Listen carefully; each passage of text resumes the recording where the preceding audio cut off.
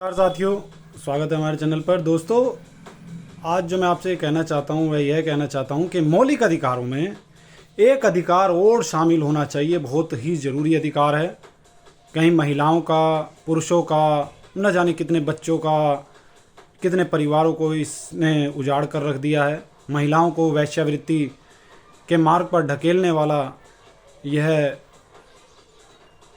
वस्तु है, विषय है, जिसके अंतर्गत धन और मुद्रा को शामिल किया जाना चाहिए।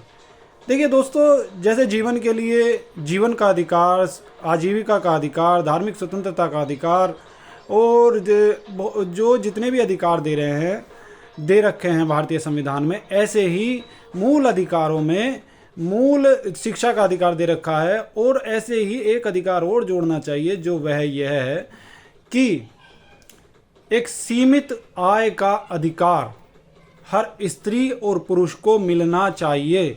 क्योंकि धन की कमी की वजह से महिलाओं का शोषण हो रहा है।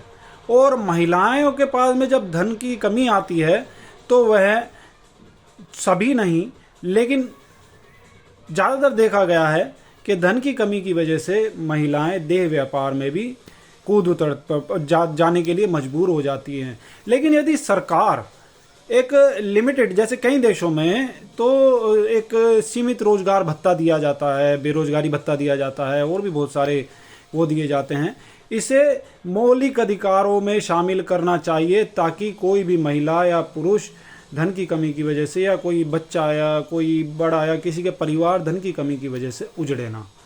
दोस्तों, ये बहुत गंभीर विषय है, और यदि यह मौलिक अधिकारों में शामिल नहीं होता है तो यह आप लोगों को समझ जाना चाहिए कि भारत सरकार तथा सभी संबंधित विभाग जो ये इसको बदलने की ताकत रखते हैं, वह समझते हैं, सब कुछ समझते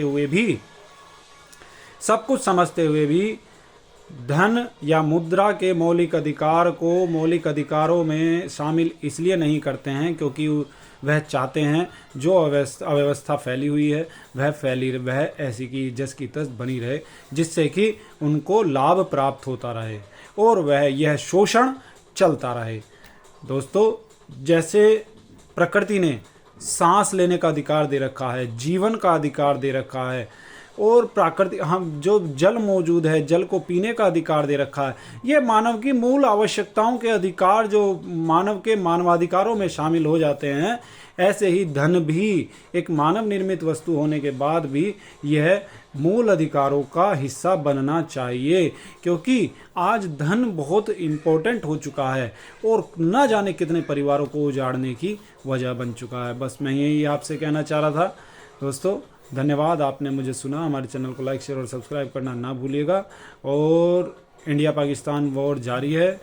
आशा है कि जल्द ही शांति बहाल होगी और दोनों ही जो यह कुकृत्य आतंकवादियों द्वारा पहलगाम में किया गया है, इसका जो इससे संबंधित जो न्यायपूर्ण कार्रवाई है वह भारत और भारतीय सरकार और भारतीय आर्मी, एयरफोर्स और नेवी मिलकर के साझा रूप से करेंगे और न्यायपूर्ण कार्रवाई करते हुए अंततः शांति की ओर देश और दुनिया बढ़ेगी। थैंक यू वेरी मच दोस्तों।